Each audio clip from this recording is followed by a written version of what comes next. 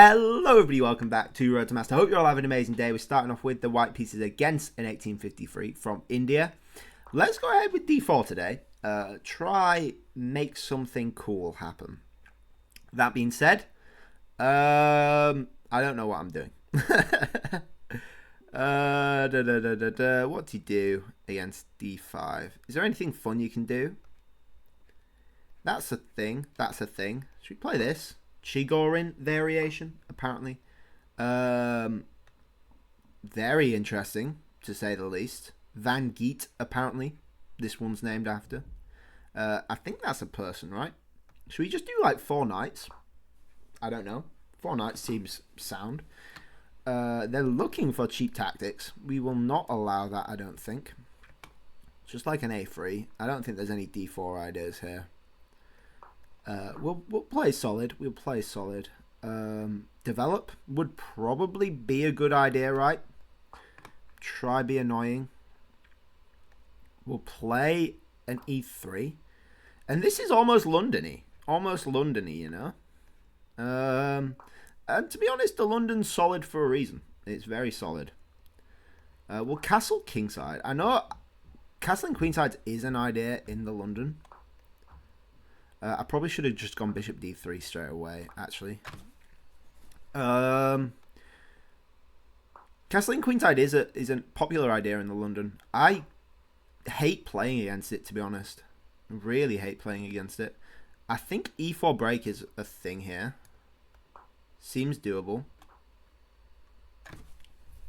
Yeah. That's can't be right. That can't be right. I just take there. I could even. Ooh. Now that's what you call an idea and a half. It's asking for a sacrifice, right? That is asking for a sacrifice if I've ever seen one. Knight takes, pawn takes, knight takes. No, knight takes, pawn takes, bishop takes. No. Knight takes, pawn takes, knight takes. Knight covers h7 though.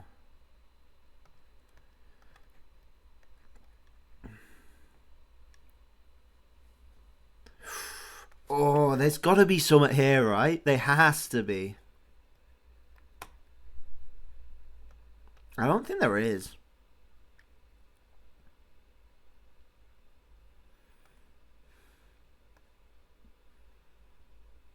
We'll take the bishop, because at least we can take b7 if they take. But they don't. And then we'll just drop back to hit d6. And then we've made a little hole. We've made a little nest for our bishop. So I'm happy with that. We'll play a c3 just to lock things up a bit, I guess. And honestly, I would not be against sacking the exchange for that knight. It's definitely not a good idea. I want them to play an f5 to sort of commit a hole here. Doing a cheeky little h4. Potentially an idea as well. I also would not be against opening up the f-file. Just saying. Just saying. We'll let them take that and actually voluntarily open up the f-file. They've gone for that, though. So they're threatening to trap our bishop here. So we'll move the bishop in and then just put the knight there. G4 is a potential idea for them. Very potential idea. And they've gone for that, actually. And then just a D92. Look to get rid of their powerful knight. We'll take that. Try get an F4 in. To sort of secure this. We've not been thinking about these trades particularly well. I don't think we have, which is unfortunate. F4 and an en passant knight takes is just fine. Knight takes is an idea for them. They've gone for a check. Am I scared? Surely not. I'm not scared of anything. I am scared of a smothered mate though. That is something I am terrified of, actually. Okay. So we'll block with that. If they go there, we have a knight b1 potentially. A rook b1, sorry. As an idea. And then knight takes is also an idea.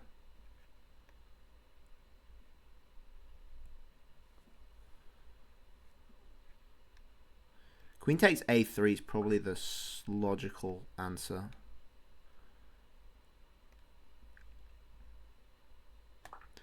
And then a queen d7 is actually very interesting as well. Looking for check with the rook takes b7. We could be in for at least a perpetual here. h3 is possible. With the immediate threats. Now the question is, can we survive these checks? And I think we can, because they've actually drawn their queen away from their defense. So they're terrified. They need the perpetual checks here. They really do need these perpetual checks. Because our queen and rook up here are devastating. They've seriously made a mistake letting us in here. We have been playing a bit fast though, so let's slow down and properly calculate out these moves. Like we did yesterday, where we realized they had no other moves to play. Actually, they simply have no more checks. After that, they have no more checks. Ha ha! Queen takes his only move, but then you're mating anyway. No more checks, my friend. No more checks. That's very cool. I love it when like the queens are just limited. That is actually a check, to be fair. I'll give you that. That is a viable check. Can I go anywhere that further limits your checking capabilities? Can I go g3? Sack the rook? King g3. I've got to make sure they can't get out of this for sure. King g3. There's no more checks.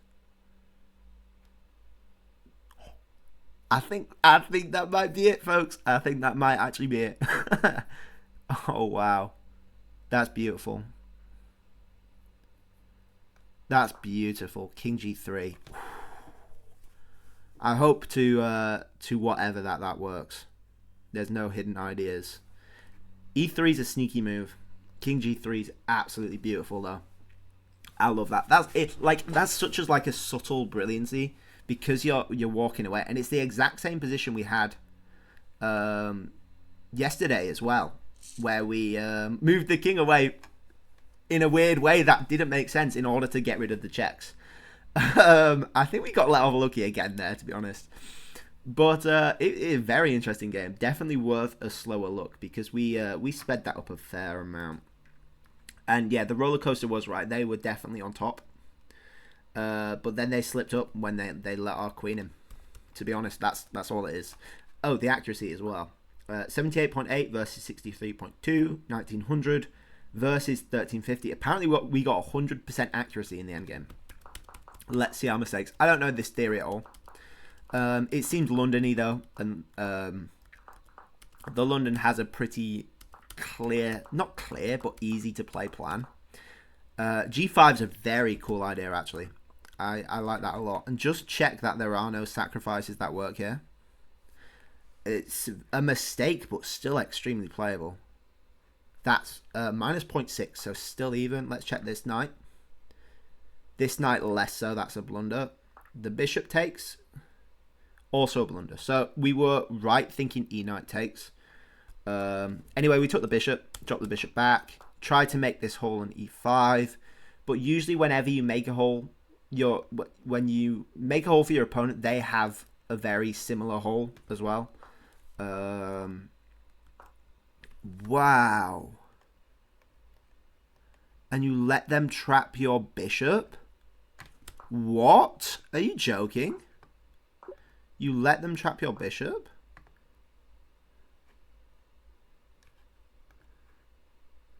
Knight takes c6. What? Your bishop's trapped. Oh, because you counterattack that. Oh, that's lovely. That is lovely. Oh, wow. You can willingly walk into the trapped bishop with knight e5 because you can play f3, counterattack their knight, which also kicks it out from the outpost, and simultaneously creates a hole for your bishop on f2. That's insane. That's actually crazy. G4's really good idea. We drop the knight back, trade off, trade off. Apparently F4's not the move, which is wild. Yeah, apparently the move is to just trade off the knight.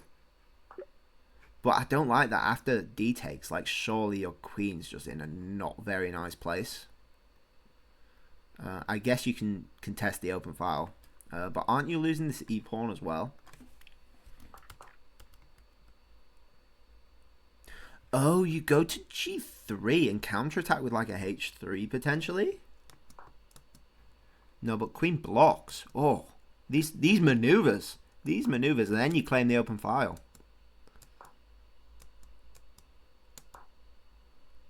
This is some weird stuff, but yeah, Queen G7 is very interesting. Yeah, they're all queen moves. Yeah, you can't let yourself be kicked about by. Well, I guess you are under attack, so it's got to be a queen move. Realistically, that's a bit silly for me.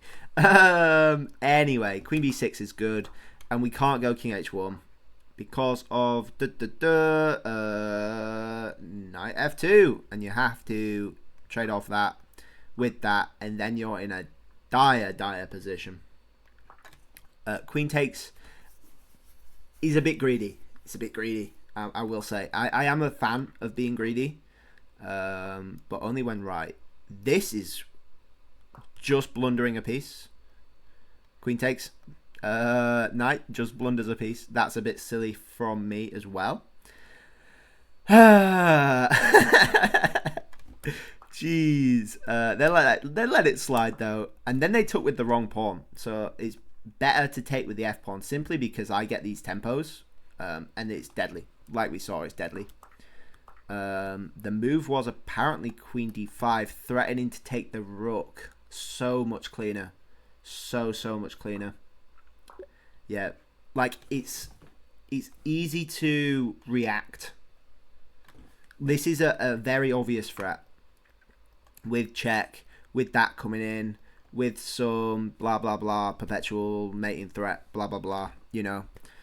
But the simple move of just making a counterattack allows you to potentially like get your rook doubled up, take this pawn maybe. I mean, you've got to make a decision straight away. What are you doing with this rook? Apparently you go with the check anyway. But then that blocks, and then you could potentially like triple up, and white might have to just bail out with a perpetual check. You know. So yeah. I think I'm very guilty of this too. It's just reacting to moves without actually thinking it out. But this Queen C5 moves, I think this is probably the most like educational move of the game. Not reacting and just creating your own threats, insisting that your plan's more important than your opponent's plan. Something I've been sort of reading about. But then, yeah, this is terrifying. And then we played the amazing move King G3. Apparently you can just do that a move earlier. But then you're allowing Queen D3, are you not? Oh no, because the rook's still there. So in this position, yeah, just King G3. There are still no checks, and you're not even allowing E3. Apparently G3 is the better choice in this situation, because H takes E3. Then what? King G1. Oh, when you escape this way. Ah, very clean as well. I like the way we did it. I think that's pretty cool. Let's have a quick look at some theory, because I genuinely don't know what's going on in this. So this is called the Chigorin variation. I don't know anything about it. This is now called the Van Geet opening, which probably I think is just knight c3 off the bat. Let's have a look. Is it knight b3 off the bat? Yeah. So it's a move order thing. So this is very I was gonna say Petrov-y, but it's nothing like the Petrov, because the queens both defend these backwards pawns. Not backwards pawns, but you know what I mean. So it's actually nothing like the Petrov. It's simply just a London, basically. It's a move order London. Although I did play bishop g5 rather than the bishop f4, which is probably going to just say London Main Line. No, it's still saying Van Geet. Anyway, it's Londony. I don't think I've ever played the London as white. I don't know. He's not my cup of tea, really. I like open positions, and this is probably why I stopped playing the Italian. There was a time where I went on Italian rampage and played the Italian every game. But it's too, and the Rui Lopez as well. Too tight in the center. I like an open game. I like the Scotches. I like the Scandinavians. I like the two knights because that's very piece heavy, not a lot of pawns. But anyway, yeah, I'm waffling. One quick thing before I go.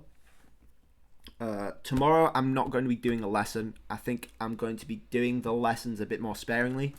A, because they take a while to research. B, because I'm running out of ideas. And C, because, to be honest, they don't particularly gather much interest from the views department. So we probably just do one whenever I get inspired to do a topic or whatnot. Anyway, thank you all for watching. I hope you all enjoyed. Please like if you liked. Please subscribe if you really liked. And I'll catch you guys all tomorrow. Bye-bye.